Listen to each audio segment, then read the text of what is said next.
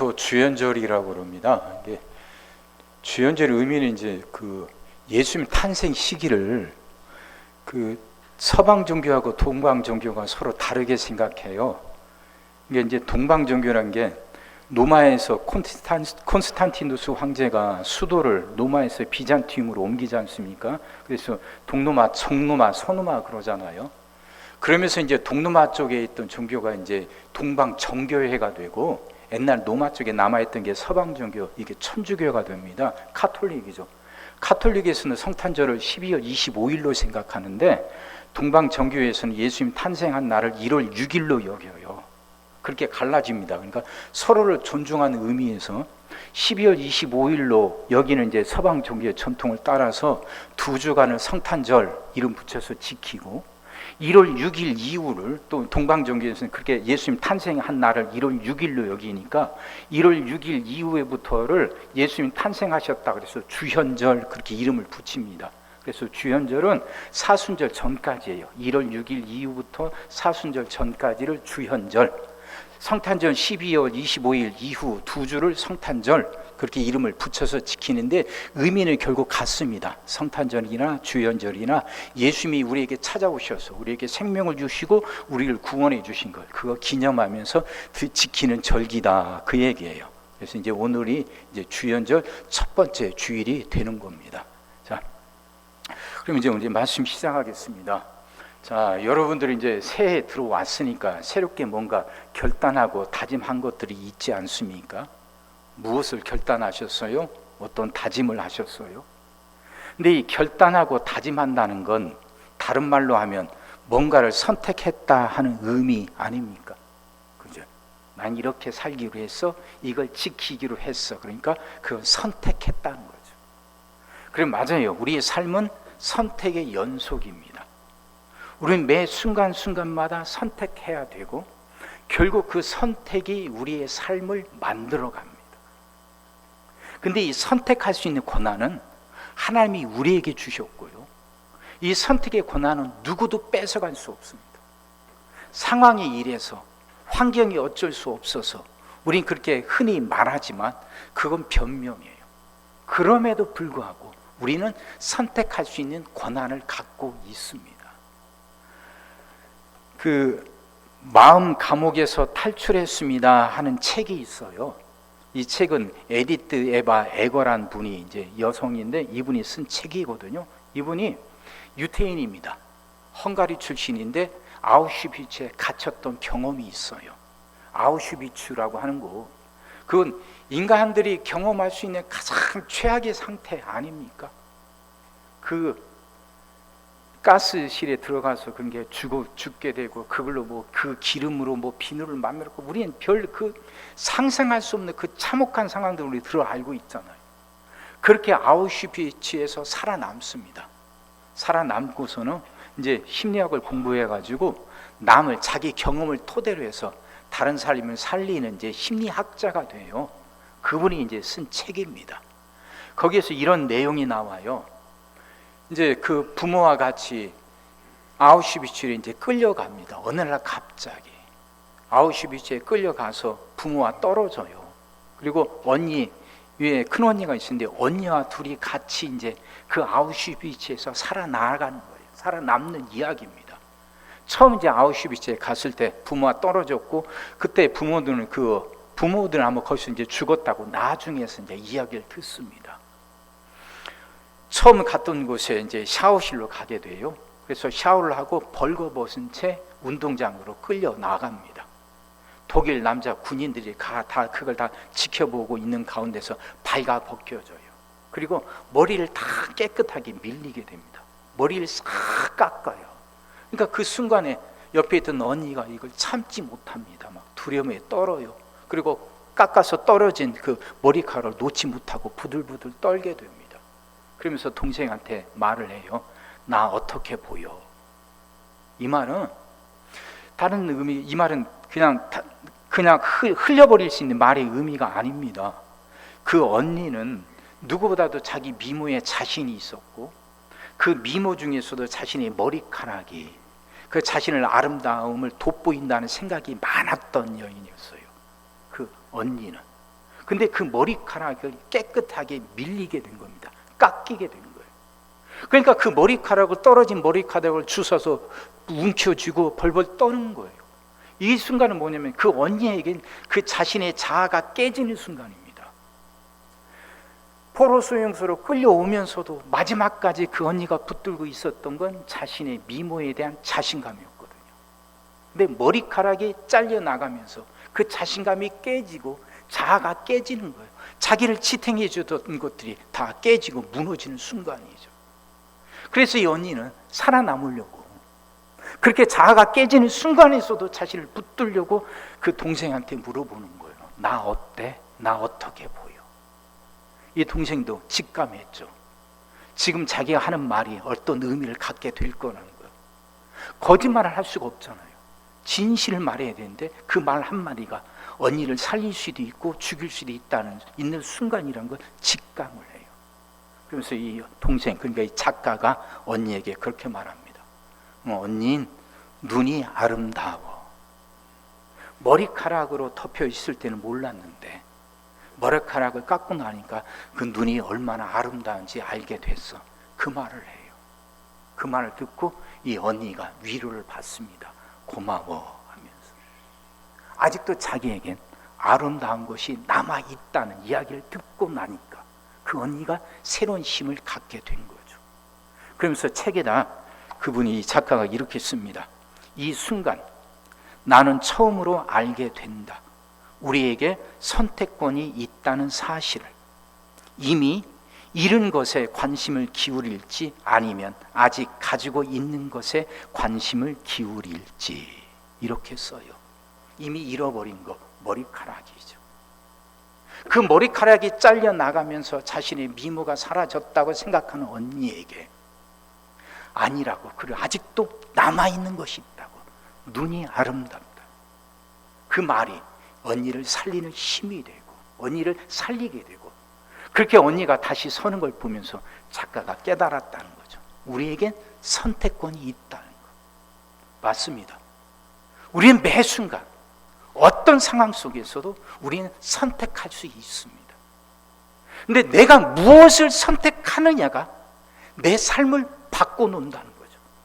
이미 잃어버린 것, 이미 지나간 것에 계속 관심을 기울이고 계속 그것 때문에 안타까워하는 걸 선택할 건지, 아니면 아직 나에게 남아있는 것, 아직 가능성으로 남아있는 것, 이걸 선택할 건지, 그 선택은 내게 달렸고 그 선택이 내 삶을 바꿔놓는다 하는 거죠.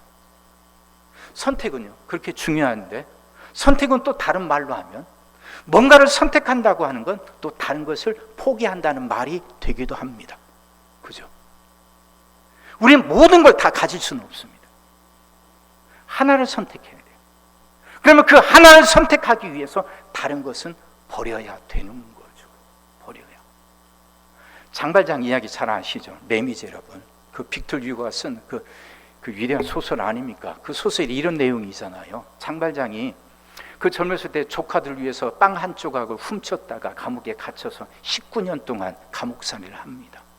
그러니 그 19년 동안 마음속에 원망, 이 분노가 얼마나 가득했겠어요.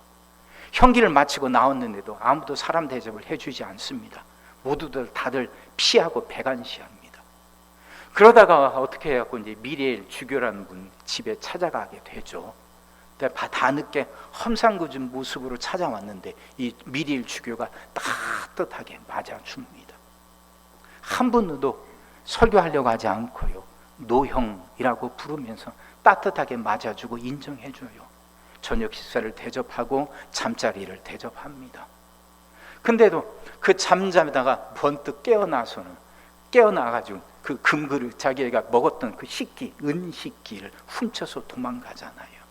도망가다 붙잡혀서 미리엘 주교에게 다시 끌려왔는데 미리엘 주교가 그러죠. 왜 이 은촛대는 가지고 가지 않았냐고 하면서 다시 주게 되잖아요. 그걸 보면서 이 장발장 안에 있던 분노들이 사라집니다. 선하게 살으라는 그 미리엘 주교의 마음을 가슴에 품죠. 그래서 정말 선하게 열심히 살았습니다. 사업을 해서 성공도 했고 한 도시의 시장이 되기도 합니다. 이제는 더 이상 문제가 없을 것 같았어요. 잘 살아가고 있는데 어느 날 갑자기 어떤 소식이 들려와요. 자기하고 비슷하게 생긴 사람이 장발장이라고 붙들려서 지금 감옥에 갇히게 됐다는 거예요. 알고 보니까 자기와 같이 감옥에 있던 사람입니다. 별로 좋은 사람이 아니에요. 나쁜 사람이에요. 근데 그가 장발장이란 누명을 쓰고 감옥에 갇히게 됐다는 거예요. 그 장발장은 쫓던 자비를 경감이 그렇게 했다는 거죠. 그 이야기를 듣는 순간 이제 양심의 가책이 옵니다. 어떻게 하지? 어떻게 하지? 결단을 해야 돼요. 선택을 해야 되죠. 지금 내가 장발장이란 걸 밝히게 된다면 내 양심의 가책은 사라지겠지만 내가 그동안 누리고 있던 모든 걸 다 잃게 돼. 그러죠. 시장으로서 존경받으면서 안정된 삶을 살아가는데 그걸 잃게 돼요. 또 그 존경받은가 안정된 삶을 선택하고 그걸 지키기 위해서는 양심의 가책을 느껴야 돼요. 그 미리엘 주교를 보면서 다짐했던 거, 선하게 살자는 것, 이걸 스스로 깨뜨려야 됩니다. 둘 사이에서 갈등이에요. 선택은 그렇습니다. 둘 다를 가질 수는 없어요. 뭔가를 포기해야 됩니다.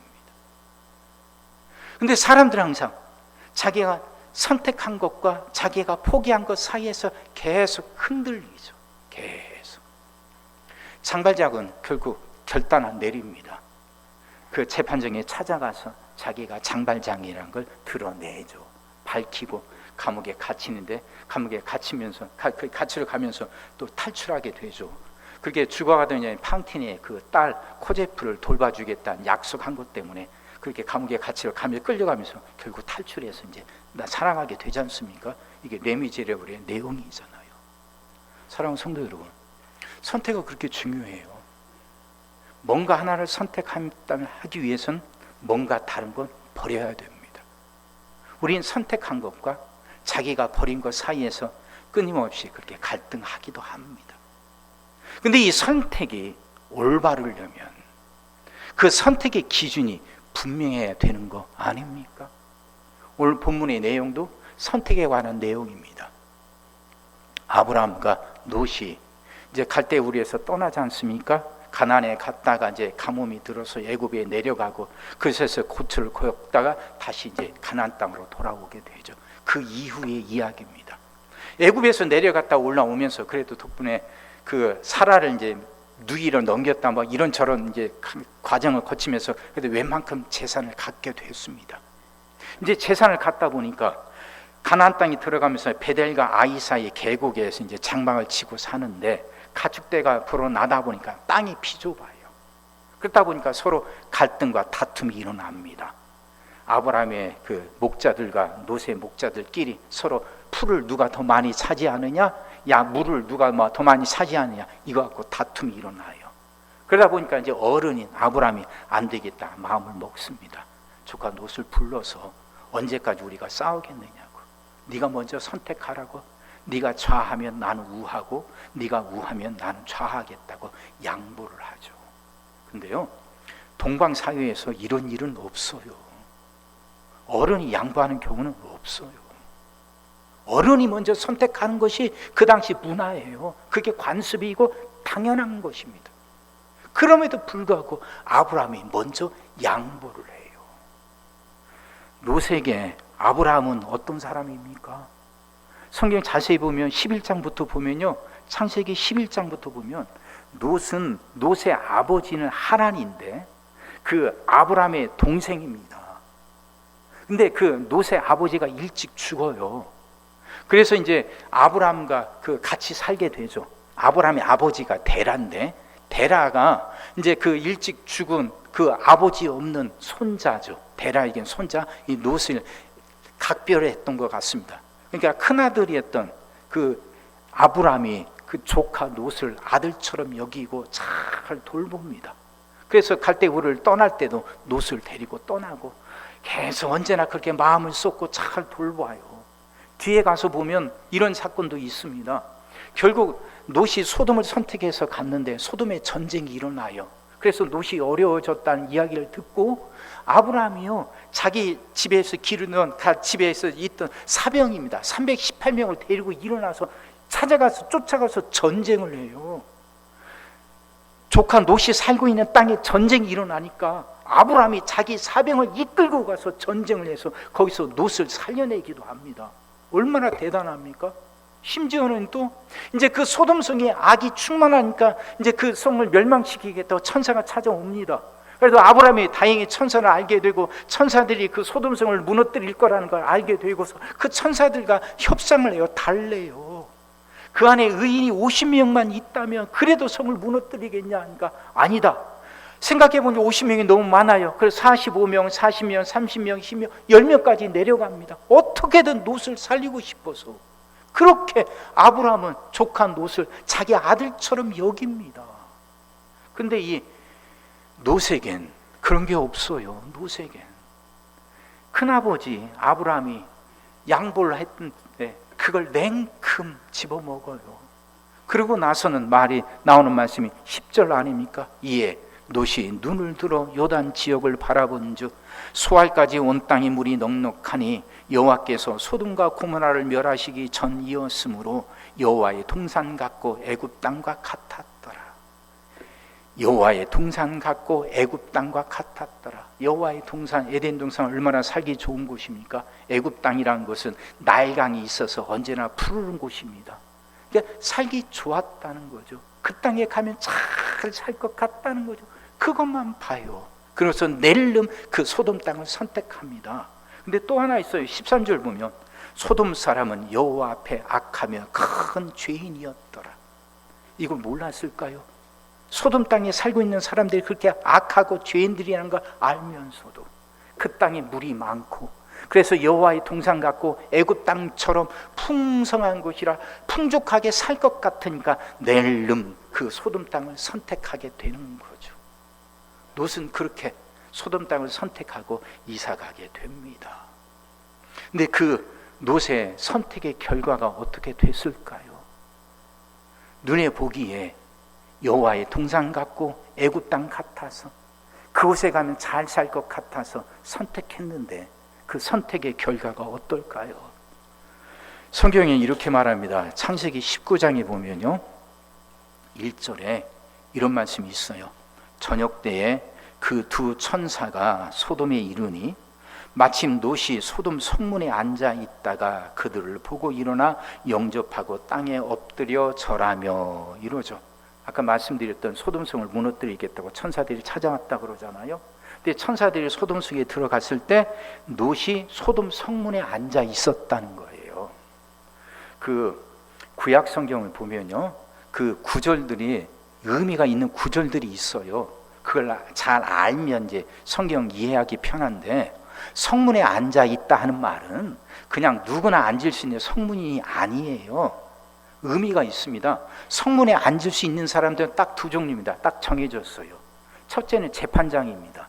왜 그러냐면 성문이라는 것, 성문 앞이라는 것은 재판을 하는 곳입니다. 그래서 성문에 앉을 수 있는 사람은 재판장이에요. 또 하나는 누구냐? 유지입니다. 유지. 그 지역에서 그래도 영향이 있고 힘 있는 유지들, 그들만 성문에 앉을 수 있어요. 그러니까 롯이 성문에 앉았다 하는 말은 소돔성에서 유지가 됐다는 거죠. 롯은 그 소돔성 사람들에게 이방인 아닙니까? 소돔성에는 가나안 족속들이 이미 살고 있었고 나중에 롯이 그 안으로 들어갔으니까 이방인인 롯이 소돔 땅에서 인정받는 유지가 됐다는 건 나름대로 열심히 최선을 다해서 살았다는 의미죠. 겉으로 보기에는 그렇게 잘 산 것처럼 보입니다. 근데 성경을 좀 더 살펴보면 롯의 상태가 어땠는지 나와요. 베드로후서 2장 6절에서 8절 말씀입니다. 소돔과 고모라 성을 멸망하기로 정하여 죄가 되게 하사 후세에 경건하지 아니할 자들에게 본을 삼으셨으며 무법한 자들의 음란한 행실로 말미암아 고통당하는 의로운 롯을 건지셨으니 이러거든요. 여기 나오는 의로운 롯 하니까 롯이 이게 인격적으로도 삶이 영적으로도 경건하고 의롭다 이런 의미 것 같은데 아니에요. 그 의미가 아닙니다. 의롭다 하는, 여기서 말하는 의롭다 하는 말은 하나님의 백성이다 하는 의미예요. 이스라엘 백성이다 하는 의미입니다. 이스라엘 백성이라는 의미예요. 그러니까 이스라엘 백성 롯이 소돔 땅에 들어가서 어떻게 살고 있냐? 소돔 땅 사람들, 그들의 무법한 자들이 음란한 행실로 말미암아 고통당하고 있었다는 거예요. 다시 말하면 롯의 삶이 행복하지 않았다는 거죠. 고통의 연속이었다는 겁니다. 성문에 앉을 만큼 유지가 돼서 겉으로 보기에는 성공한 것 같고 잘 사는 것 같았는데 그의 내면은, 그의 삶의 본질은 그러지 않았다는 거죠. 고통 속에 있었다는 거예요. 고통 속에. 또 그것뿐입니까? 또 있습니다. 창세기 19장 14절로 다시 돌아가면요, 롯이 나가서 그 딸들과 결혼한 사위들에게 말하여 이르기를, 여호와께서 이 성을 멸하실 터이니 너희는 일어나 이곳에서 떠나라 하되 그의 사위들은 농담으로 여겼더라.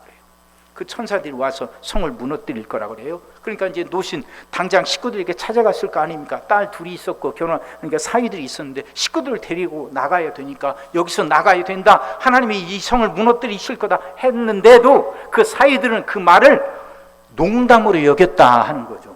농담으로 여겼더라 이렇게 번역해 놓으니까 그럴 수도 있겠지, 그냥 웃어 넘겼겠지 싶은데 아니래요. 히브리 말로 원어로 보면 그런 의미가 아니랍니다. 농담으로 여겼다는 건 옷에 먼지를 털듯이 털어버렸다는 의미예요. 말들을 완전히 무시했다는 거죠. 롯의 말을, 딸들과 사위들이. 롯은 신중해서 정말 이게 멸망할 거니까, 이게 두려움과 급박한가, 정말 그 자녀들을 사랑하는 마음으로 말을 했지만 자녀들은 그 말을 그냥 먼지를 떨어버리듯이 그렇게 우습게 여겼다는 거죠. 그러니 그 가정이 올바른 가정이었겠어요? 콩가루죠. 가정이 결코 화목하거나 행복하지 않았다는 거예요. 여호와의 동상 같고 애굽 땅 같아서, 그 땅을 선택하면 잘 살 것 같아서 선택을 했는데 그 선택의 결과가 유지는 됐지만 결코 행복하지 않은 고통의 연속이었고, 자녀들마저 아버지 말을 먼지 떨듯이 떨어버릴 만큼 자녀들부터 인정받지 못하고, 그래서 화목하지 못한 콩가루 같은 가정. 그랬고, 또 하나는 창세기 그 19장 37절 38절 말씀입니다. 큰 딸은 아들 낳아 이름을 모압이라 하였으니 오늘날 모압이 조상이요, 작은 딸도 아들을 낳아 이름을 베나미라 하였으니 오늘날 암몬 자손의 조상이었더라. 그래요. 소돔성이 멸망당하고 그 롯이 이제 부인과 두 딸을 데리고 도망쳐 나오다가 롯의 부인은 뒤돌아보는 것 때문에 소금 기둥이 되고 두 딸들과 도망쳐 나와요. 그러다 보니까 이 두 딸들이 아버지 롯을 술먹여서 잠재우고 관계를 하죠. 그래서 큰 딸이 아들을 낳고 이름을 모압이라 붙였고, 작은 딸도 그 다음날 아버지와 관계하고 나와서 딸을 그 아들 암몬이라 이렇게 이름을 붙였다는 거죠. 가정이 이래요. 근데 여기 나온 모압, 암몬 족속, 이스라엘 민족에게 끝까지 가시가 되고 끊임없이 이스라엘을 괴롭혔던 못된 민족이 바로 모압과 암몬이에요. 사람은 그래도 남길 때 뭔가라도 남기려고 하지 않습니까? 자기 삶에 뭔가 의미, 삶의 가치, 이걸 뭔가를 자기 삶이 의미 있고 가치 있기 위해서 뭔가 의미 있는 걸, 뭔가 좋은 걸 남기려고 하잖아요. 롯이 죽으면서 남겼던 건 모압과 암몬 족속이래요. 자기 민족을 끊임없이 괴롭히는 가시들, 그 악한 족속을 남겼어요. 그러니 롯의 인생의 의미와 가치가 이것뿐이었다는 거예요. 비록 성문에 앉을 만큼 유지는 됐지만 그의 삶에 보람 있고 의미 있고 가치 있는 건 아무것도 남지 않았다는 거죠. 고통의 연속이었고, 가정은 깨질 때를 깨져버린 가정이고, 죽으면서까지 남겼던 건 그 부끄러움 뿐이고, 이스라엘을 괴롭히는 모압족, 암몬 족속들이나 그렇게 만들게 되는 부끄럽고 창피한 것 뿐이었다는 거죠. 선택의 결과가 이랬다는 거예요. 그럼 롯이 왜 이렇게까지 이런 것을 선택하게 됐나, 그걸 보여주는 말씀이 10절 말씀입니다. 다시 한번 보세요. 이에 롯이 눈을 들어 요단 지역을 바라본즉, 이러지 않습니까? 또 14절에 보면 아브라함이 본 것도 나와요. 롯이 아브라함을 떠난 후에 여호와께서 아브라함에게 이르시되 너는 눈을 들어 너 있는 곳에서, 이래요. 그러니까 지금 10절에는 롯이 바라봤다는 말이고 14절은 아브라함이 바라봤다는 거예요. 똑같이 롯이나 아브라함이나 똑같은 걸 바라봤는데 10절에서 롯은 자기가 눈을 들어봐요. 다시 말하면 자기가 보고 싶은 걸 봤다는 거예요.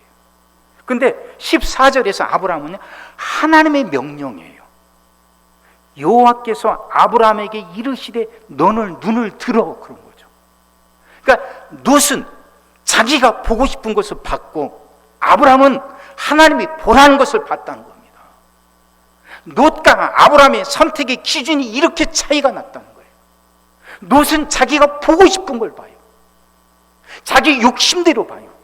자기가 갖고 싶은 걸 봐요. 그래서 선택했는데 그 선택의 결과는 고통의 연속, 콩가루 집안, 부끄러운 걸 남기는 인생. 하지만 아브라함은 하나님이 보라는 것을 봐요. 하나님이 보게 하는 것을 봐요. 그리고 선택했더니 아브라함은 복의 근원이 돼요. 선택의 기준이 이렇게 달랐다 하는 말씀이죠. 사랑하는 성도 여러분, 우리도 올 한 해 동안 계속해서 순간순간마다 선택을 해야 될 겁니다. 그 선택의 권한은 누구도 뺏어갈 수 없어요. 아무리 험악한 상황 속에서도 여전히 우리는 선택할 수 있고 그 선택이 우리의 삶을 결정하게 됩니다. 롯의 선택과 아브라함의 선택이 이렇게 달랐어요. 그러니 그 선택이 참으로 중요하니까 올바른 걸 선택하기 위해서는 선택의 기준이 분명해야 될 겁니다. 올바른 기준, 분명한 기준이 있어야 할 겁니다. 롯은 자기 눈에 보이는 것, 자기 눈에 좋아 보이는 걸 선택했습니다. 소돔 땅이 여호와의 동산 같고 애굽 땅처럼 보였어요. 자기가 보고 싶은 걸 보고 그 기준으로 선택을 했고 아브라함은 달랐습니다. 롯이 선택한 거에 비해서 좋아 보이지 않는 땅이었지만 아브라함은 하나님이 보게 하는 걸, 하나님이 보라고 하는 걸 보고 선택을 했어요. 여러분, 우리의 선택의 기준은 무엇입니까? 선택은, 선택한다는 건 뭔가 하나는 포기한다는 겁니다. 둘 다 가질 수는 없어요. 하나님이 원하시고 내 욕심도 채울 수 있고 두 가지 다 선택할 수는 없습니다. 뭔가는 포기해야 돼요.